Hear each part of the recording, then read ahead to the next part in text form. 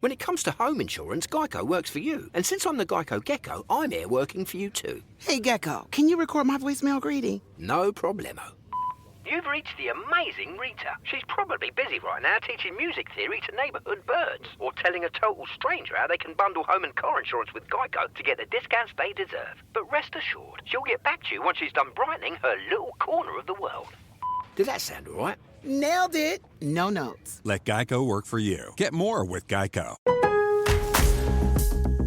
Lowe's knows tough jobs call for tougher tools. The new DeWalt Elite Series power tool accessories are built to last for the pro who doesn't stop. With precision fitment, durability, and impact resistance, finishing jobs faster has never been easier. Shop the new DeWalt Elite Series at an everyday low price exclusively at Lowe's. We help, you save. Welcome to the Midweek Tease with me, Adelle Onyango, where I share some random and not too random thoughts on things. And in this episode, let's talk about this healing when you have not been told sorry thing. Because it can be hella tricky. Where it is tough. Because sometimes the people who hurt us will never ever apologize, but your healing cannot be put on hold while you wait for words that you will just never get. You know, I feel like so many of us tie healing and closure to an apology. And we kind of imagine that hearing, "I'm sorry," will just magically untangle the pain and make moving forward so easy. But then what happens when the apology never comes? Maybe the person isn't capable of saying sorry. You know, there are people like that, right? Maybe they don't even see any harm or pain that they've caused. In their head, they did nothing wrong and they have nothing to apologize for. But your pain is still there, very real, right? Or maybe, unfortunately, sometimes the people are no longer in your life. You know, maybe the person who hurt you has passed away or has moved away. And they're just not there to be able to even say the words, "I'm sorry." And that's where it gets tricky, because I feel like even without the sorry, we still deserve the healing. I have a bit of a story before we get into the emotions that come up with not getting that apology, right? So I have experienced this for sure once in my life. And currently, I think I'm in the middle of experiencing it, but I'm still in some kind of denial. So I'm not going to talk about the second the second situation, because I think I'm in that space where I'm like, wait, so are you're not going to apologize? Ah, no, let me give you 2 more weeks. Anyway, so what I will share is the first time I learned this lesson, and it was with a particular family member who, for as long as I can remember, for as long as I've known them, has just been not a nice person with people. And I wouldn't talk about the experiences with other people. I'll talk about the experience with me.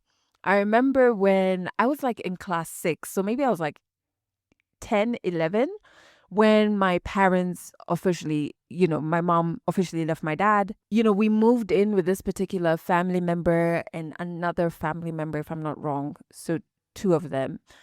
And I still remember being that age. And one time, this terrible family member telling me to go back to my father's people. I still remember what I was wearing, where we were standing when she told me that.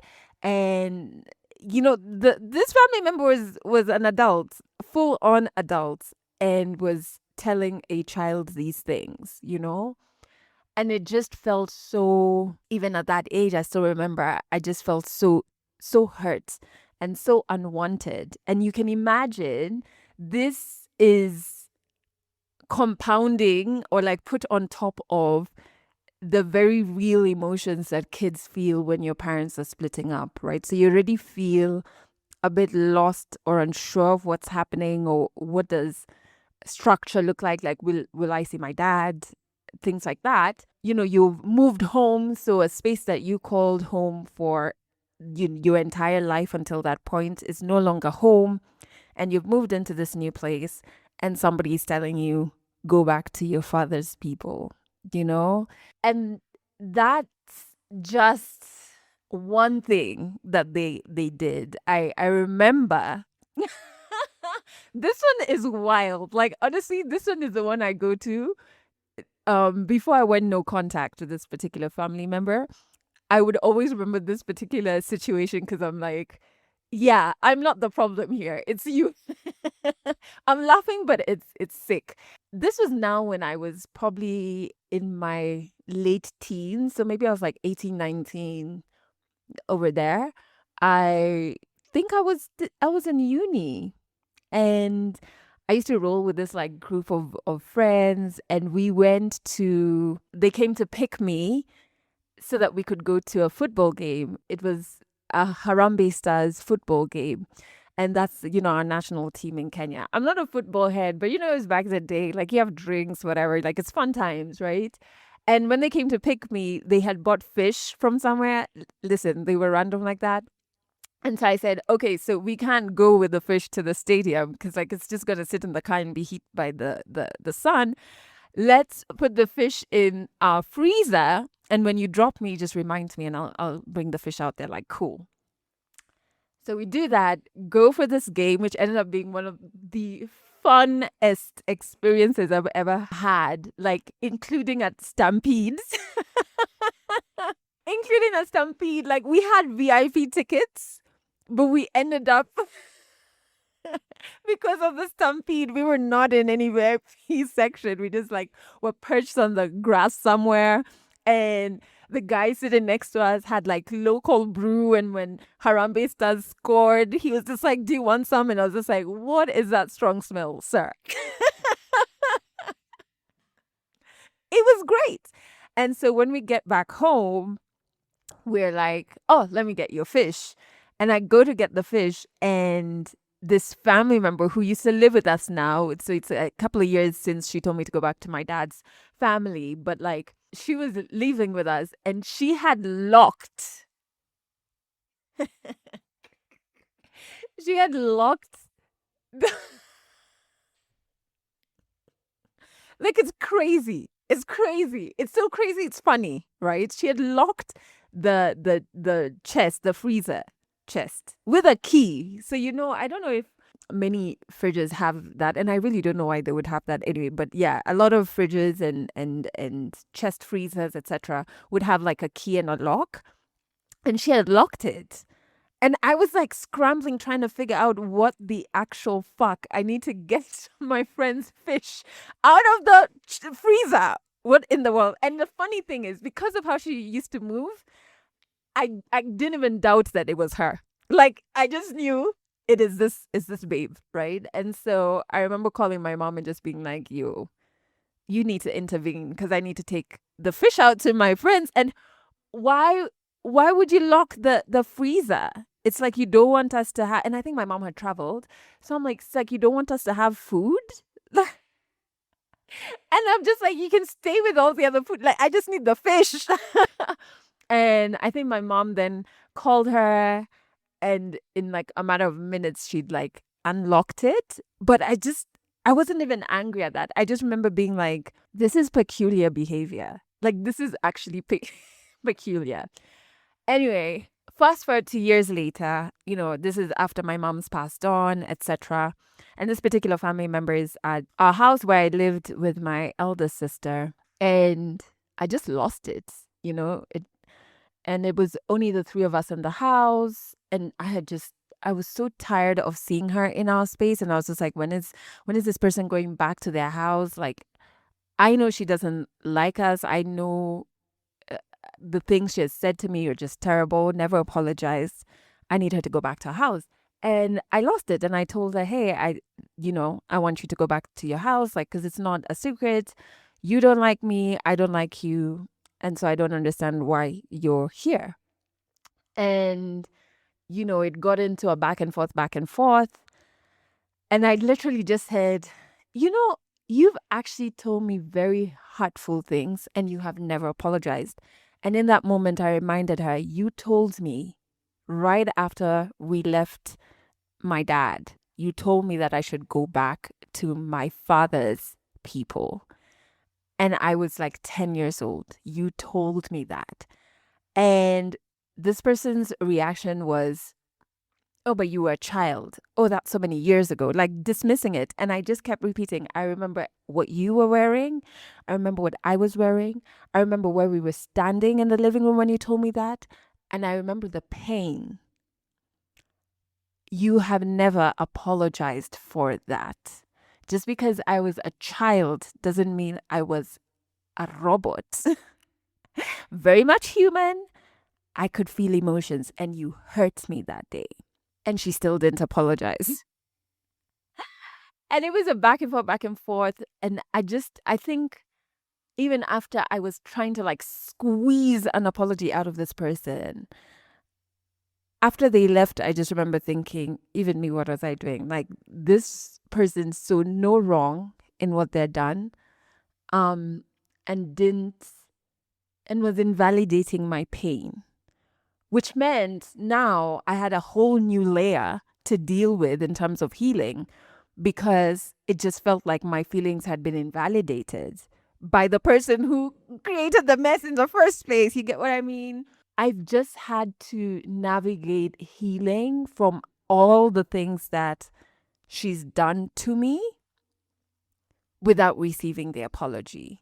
And I've had to release, which is what I've done. I healed, I released, and then I protect myself by ensuring this person doesn't have access to me. Like, I will not give you the opportunity to harm me again. You get what I mean? And I feel like not getting an apology can bring up anger. Where? I was so mad. I was so mad, because it just felt unfair that how can you hurt me and move on? Me, I'm still here with the wound. And you're just perambulating like you did nothing. So I definitely felt anger. I think it can also bring up sadness because you want your pain acknowledged. And I did feel a bit of sadness when my pain was invalidated, but mine was more anger. I feel like it was like 90% anger. And then it can also make you confused when you don't get the sorry, right? Because you start wondering, like, is my pain valid? Was it in my head? Was I overreacting? How comes no one else is recognizing it? You know what I mean? And it's just human to crave acknowledgement, right? But here's the thing. At least what I learned from the first time around, is that healing is my responsibility. It's unfair. I know you're healing from things that other people have very violently gifted you, but the healing is your responsibility. It's an inside job. And yes, an apology might soothe you in the moment, but it doesn't do the real work of repairing what's broken in you, of, getting through the pain. And so waiting for an apology can actually trap you in the story of the hurt over and over and over again. But choosing to heal anyway is you taking back your power. And first and foremost, before I get into tips on how you can heal without an apology, things that have worked for me, these are some of the things we're going to be diving into at our upcoming Legally Clueless Wellness Talk. It's like, how do you give yourself permission to heal, even when someone else, specifically a family member, refuses to take accountability? This is going to be a space where we sit together, share and learn practical tools to carry forward on our healing journey, right? I'll tell you more about it in a bit, but let's get into the tips, right? So I said it's so important to get acknowledgement, but maybe sometimes you can give yourself the acknowledgement.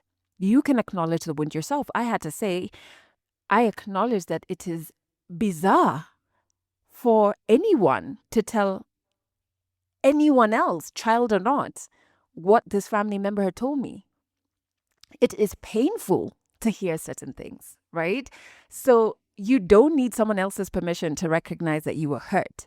You can journal about what happened. You can say it out loud. You can share with a trusted friend or a therapist, and naming the pain validates it, and just even still on sharing. I do think a huge part of helping me navigate was me sharing, sometimes with other family members who had also experienced madness from that particular family member, but also sharing with my friends, like who I consider such close women. These are part of my sisterhood.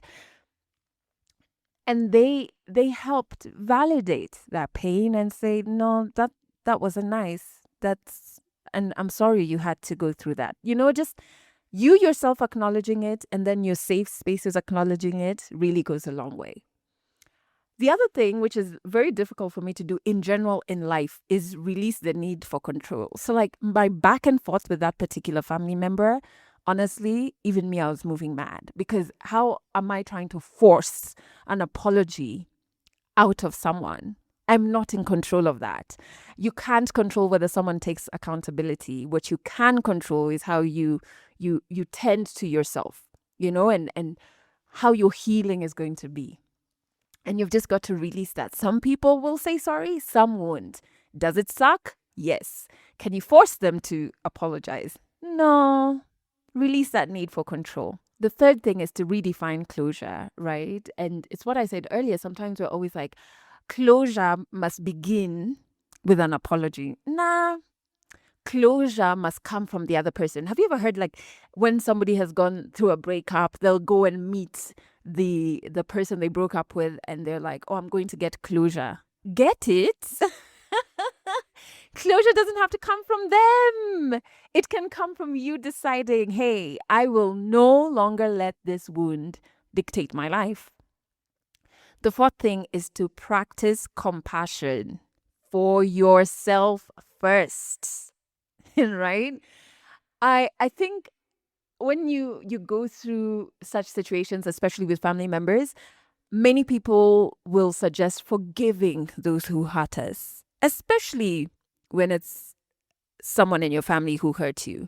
And that's not always possible. It's not impossible, but it's not always possible. And that's okay. I think what's most important is to start by being gentle with yourself, right? And the more you nurture your own well-being, the less space resentment takes up. Because I think I was walking around with so much resentment. Whenever I'd see this family member, I'd get angry. If she was going for something, I'd be mad. Now, I can sit in a room where they are and their energy does not move me at all, right? The resentment and the anger, I worked through all of that. And, just giving yourself that compassion, first is so important. And then the other thing you can do, this is the last tip, is to create rituals of release. So you can write a letter to them that you'll never send.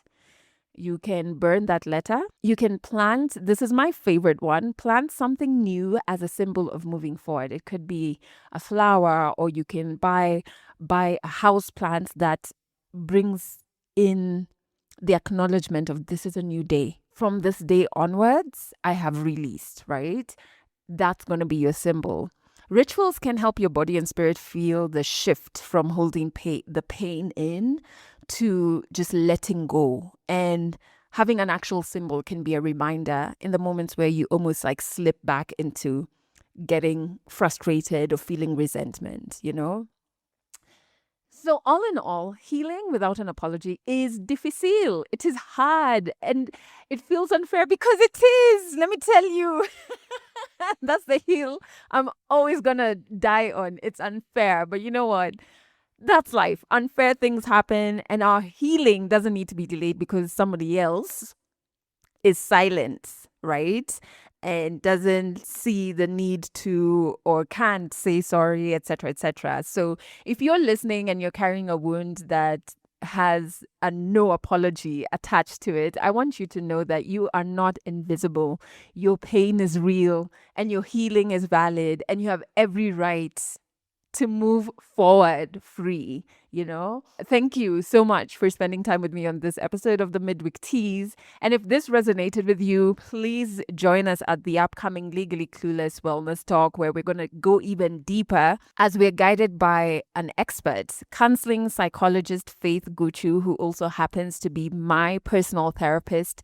And we are going to be redefining family dynamics in adulthood looking at how to build healthy boundaries with family, how to navigate compassion fatigue when you're taking care of so many people and you feel like you're the only one doing that work, but also how to heal from certain experiences or things you experienced from family members and there's been no apology. So how do you navigate that? And there's so much more. One thing I like about Faith is she gives practical tools, honestly. Practical tools that you can then enforce in your healing journey. And the beautiful thing about this is once you start doing this work, your relationships with family members become more fulfilling, more fruitful because you're less exhausted, you know? So it's going to be a nourishing space to learn, share, and heal together. And you'll find details in the show notes, but it's on the 30th of August at 10 a.m. East Africa time. It's online. Wherever you are in the world, you can join in. And tickets, there's a link to where you can get your tickets in the show notes. They're only 1,000 bob. Grab them pretty quick because we're about to close the ticketing portal because we try and make it intimate. And during the wellness talk, you can also ask questions anonymously so that if you are navigating a specific thing, you finally get a one-on-one with a counseling psychologist to help give you guidance, right? Last but not least, other than singing at the talk, just remember that your healing belongs to you, not to their apology. Thanks for listening to the Midweek Tease, a Legally Clueless Africa production. Episodes go out every Wednesday, and you can learn more about us by going to legallycluelessafrica.com.